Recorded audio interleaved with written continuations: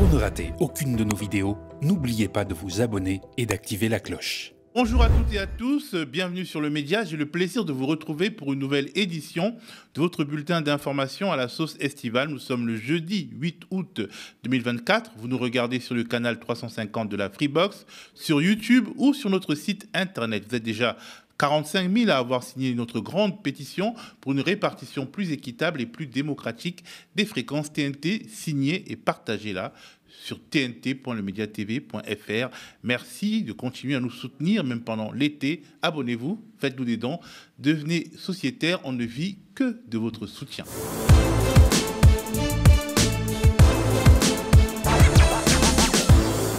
Stop à l'extrême droite. Hier, les forces de sécurité britanniques s'attendaient à une nouvelle journée d'émeutes d'extrême droite et de violence. Mais dans la soirée, dans plusieurs villes d'Angleterre, les policiers ont pu assister, dans la plupart des cas, à des rassemblements pacifiques de manifestants opposés au racisme. À Walthamstow, quartier du nord de Londres, à Brighton, à Birmingham et j'en passe, des milliers de Britanniques se sont donc réunis et ont chanté leur opposition. Des militants de l'association Stand Up to Racism et les habitants de ces villes ont à plusieurs reprises scandé « Stop à l'extrême droite » et « Réfugiés bienvenus ». Des actions de la part de la population qui font écho à un sondage Savanta publié hier qui montre que 67% des Britanniques s'inquiètent de la montée de l'extrême droite. Le député du Nouveau Front Populaire, Raphaël Arnaud, était par ailleurs présent lors d'une de ces manifestations. On l'écoute. Bon les amis, facho, no show comme on dit. Voilà, ça va faire maintenant presque 3 heures qu'on est dans les rues de Londres. Des milliers de personnes de partout.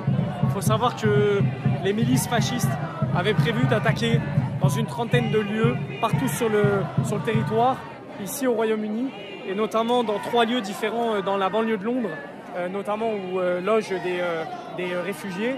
Et là, face à la mobilisation gigantesque, on est des milliers ce soir, face à une mobilisation large de la jeunesse, bizarrement, étrangement, les milices d'extrême droite se font bien discrètes. Présence, on notera qui n'a pas manqué de faire parler d'elle sur les plateaux télé français. Car pour nombre de nos éditocrates, les attaques racistes de ces derniers jours sont plus ou moins légitimes. Et ceux qui en portent la responsabilité sont les immigrés, donc les victimes, et surtout le modèle multiculturel anglais, dans le style cocorico, c'est pas chez nous que ça arriverait, vu qu'on oblige des musulmanes à enlever leur foulard et qu'on pratique une laïcité de combat. Bien entendu, on entend cette petite musique sur CNews. C'est pas un épiphénomène. Il y a quelque chose qui se passe qui est que 3-4 fillettes ont été poignardées, c'est atroce. Évidemment, mais c'est pas la première fois que ça arrive. Et en fait, ce qui se passe n'est pas nouveau. Le gouvernement britannique a l'impression de dire que c'est nouveau et que donc ils vont prendre des mesures d'exception et que ces mesures d'exception vont ramener l'ordre et après on passe à autre chose.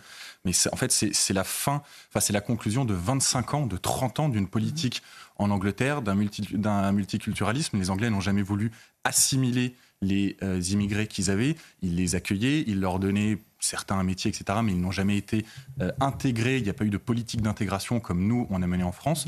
Et ça fait aussi 25 ans d'une politique woke. Bon, on va laisser de côté cette assignation au wokisme désormais mise à toutes les sauces. Mais dans un pays dont le président de la République a quasiment souhaité ouvertement gouverner avec une des extrêmes droites les plus fortes d'Europe, où les attaques racistes ont proliféré après les élections européennes, dans un pays dont des citoyens de confession musulmane s'exilent par milliers ces dernières années, peut-on vraiment donner des leçons de vivre ensemble à qui que ce soit?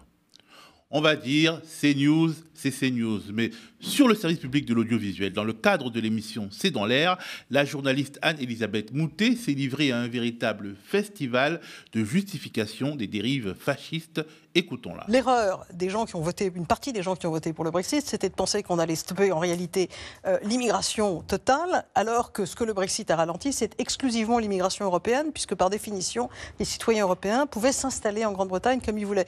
Mais ce ne sont pas les Polonais qui créent des vrais problèmes. Ah ouais? Et qui ne travaillent pas? Et comment ça, les Polonais ne causaient pas de vrais problèmes? Sur la base du même logiciel intolérant qu'elle défend cette fois-ci, les Polonais étaient il y a moins de 10 ans en Grande-Bretagne l'objet de chasse à l'homme et même de crimes avec des milliers d'actes discriminatoires relevé. Les Polonais travaillaient et n'étaient pas spécialement bénéficiaires d'aide sociale, alors que l'immigration extra-européenne, elle a besoin qu'on lui donne des cours d'anglais quand il ne parle pas anglais, elle a besoin qu'on l'installe, elle a besoin qu'on la loge. Ça n'a pas du tout été la même chose que l'immigration roumaine ou tchèque ou polonaise. D'où Anne-Elisabeth Moutet tire-t-elle donc ses statistiques sur un seul point. L'immigration extra-européenne en Grande-Bretagne est surtout originaire du Commonwealth, des anciennes colonies britanniques donc. Et ces immigrés-là parlent anglais pour un très très grand nombre d'entre eux. Et de nombreuses études montrent que l'attractivité de l'Angleterre pour les migrants ne repose pas sur son système d'aide sociale, mais sur le dynamisme de son marché de l'emploi, y compris de l'emploi non déclaré. Dès que les immigrés arrivent, qu'ils soient européens ou pas, qu'ils aient des papiers ou pas, ils travaillent pour de bien maigres salaires. Bref, nous les Français, on a tout compris, les Anglais paieront pour ne pas avoir fait comme nous.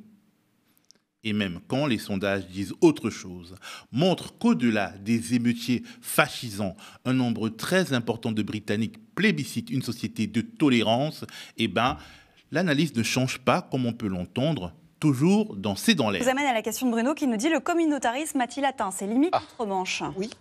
Vaste débat, parce qu'en effet, c'est toute la question qui est posée aujourd'hui par ces émeutes. Parce qu'on pouvait penser outre-Manche que quand on voyait les irruptions de violence, la multiplication des attentats islamistes en France, les émeutes l'an dernier, que le modèle français ne fonctionnait pas, que ce modèle d'assimilation était trop peut-être dur, trop violent, trop préconisateur, etc.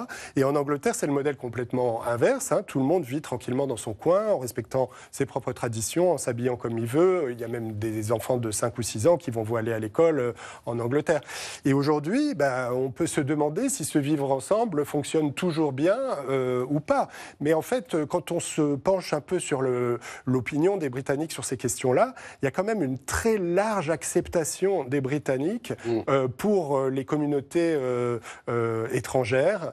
Il y a un sondage récent qui a été publié qui demande: est-ce qu'il faut être blanc pour être défini comme britannique? Plus de 90% des Britanniques disent que non, être blanc n'est pas une condition pour être britannique. Se contredire ainsi dans le même souffle, quel talent! Mais au fait, pourquoi le commentariat majoritaire français considère, à rebours des sondages, je le rappelle, que l'expression authentique du peuple britannique, ce sont les hordes fascistes dont la colère est compréhensible en dépit de méthodes discutables, et pas tous ces Britanniques qui se solidarisent avec les cibles de l'extrême droite délinquante? Et d'ailleurs, pourquoi ces casseurs blancs sont-ils bien moins stigmatisés sur nos médias que les jeunes Français qui ont exprimé leur colère en dépit de méthodes également discutables après le meurtre de Naël?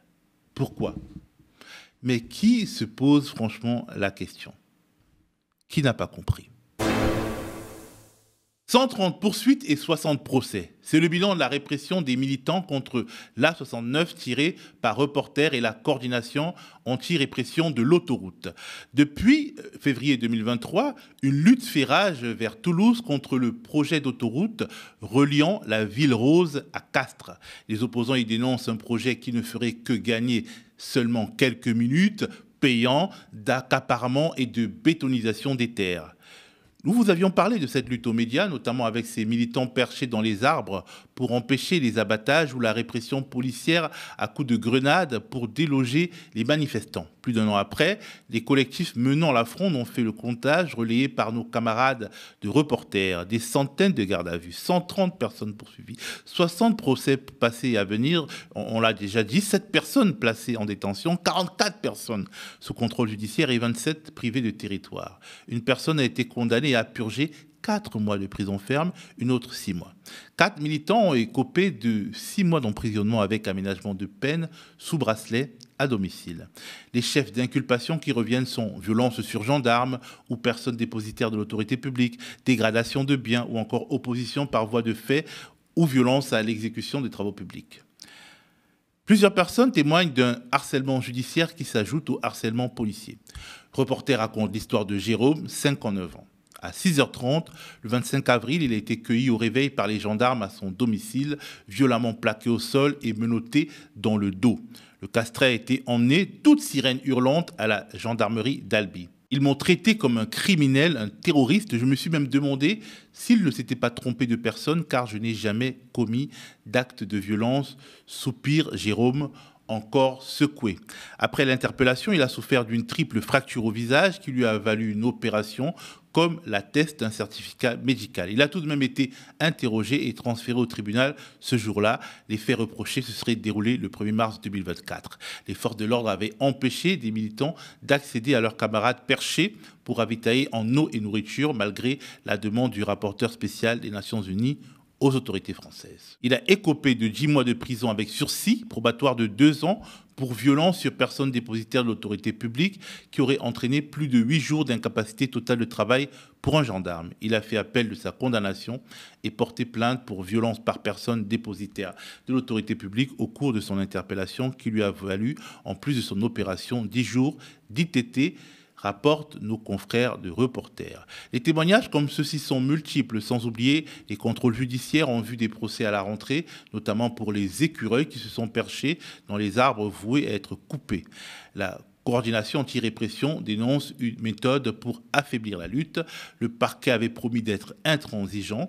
Éric Dupond-Moretti souhaitait une réponse pénale systématique et rapide dans une circulaire du 9 novembre 2022, des mois avant le début des travaux qui appelaient à un traitement judiciaire spécifique des infractions commises dans le cadre de contestation de projets d'aménagement du territoire. Le concessionnaire de l'autoroute Atosca, lui, peut se passer de respecter les arrêtés d'autorisation. Mediapart a eu accès à des courriers échangés entre l'administration et Atosca et révèle le passage en force de l'entreprise pour déboiser des zones pourtant protégées. 3 nouvelles plaintes ont été déposées cet été en lien avec les chantiers. La Seine ne serait pas aussi baignable qu'on a pu nous raconter. Selon une enquête de Mediapart publiée hier soir, la qualité des eaux de la Seine n'était pas suffisante au début des Jeux Olympiques. Bien au contraire, selon des résultats officiels communiqués par le laboratoire des eaux de Paris, la Seine n'était baignable que 20% du temps depuis le début des Jeux. Sur une période de 10 jours du 27 juillet au 5 août, elle n'a été baignable que le 30 et le 31 juillet. D'où l'annulation de certaines sessions d'entraînement. Mais ça veut dire aussi que le 5 août, certains athlètes ont nagé dans des eaux trop polluées à l'occasion du relais mixte. Alors, ces résultats s'expliquent de plusieurs manières. Évidemment, vous avez beaucoup entendu le narratif de la météo et de cet été très pluvieux sur la capitale, ce qui en soi est vrai. Mais il faut aussi noter le mauvais état des réseaux d'assainissement en amont de Paris, plombés par de nombreux problèmes de raccordement, comme l'expliquait déjà Mediapart dans une enquête publiée en juin dernier. Même désillusion pour le grand bassin d'Austerlitz qui ne se montre pas si efficace. Alors ils sont loin les politiques qui se vantaient de la prouesse de rendre la Seine baignable. La petite baignade d'Anne Hidalgo et celle d'Amélie Oudéa-Castéra n'étaient pas suffisantes pour camoufler les chiffres. De même pour Emmanuel Macron qui se félicitait, je cite, « Nous avons réussi en 4 ans l'impossible depuis 100 ans ». Il le disait sur le réseau social X, anciennement Twitter. Alors, je vous passe les détails de comment la mairie de Paris a magouillé pour ne pas avoir à partager les résultats des analyses en transférant les droits de communication aux organisateurs des JO. Les principaux intéressés, les athlètes, sont eux aussi bien remontés. Dans le quotidien espagnol Marca, la triathlète Ana Godoy a estimé, et je cite, que la fédération s'est un peu moquée des triathlètes. Sa compatriote et médecin de formation, Myriam Casillas, estime que les organisateurs ont, je cite, pensé davantage à l'image et à vendre le fait de pouvoir se baigner dans la Seine et rien n'a été pensé pour la santé des athlètes. Des résultats et des témoignages qui nous amènent à nous poser la question qui fâche. Où sont donc allés les 1,4 milliard d'euros employés pour rendre la Seine baignable ? Merci d'avoir suivi ce bulletin d'information. Vous le savez, malgré notre dossier sérieux et la ferveur populaire, le média n'a pas été sélectionné par l'Arcom pour être diffusé sur la TNT, mais nous ne lâchons pas le combat et nous engageons un recours. Vous êtes déjà plus de 45 000 à avoir signé notre grande pétition pour une répartition plus équitable et plus démocratique des fréquences de la TNT, signée et partagée sur tnt.lemediatv.fr. Nous avons également récolté près de 270 000 euros de dons. Merci, force à nous et force à vous qui nous regardez, qui nous partagez, qui nous aimez et qui nous financez. Belle soirée sur le média.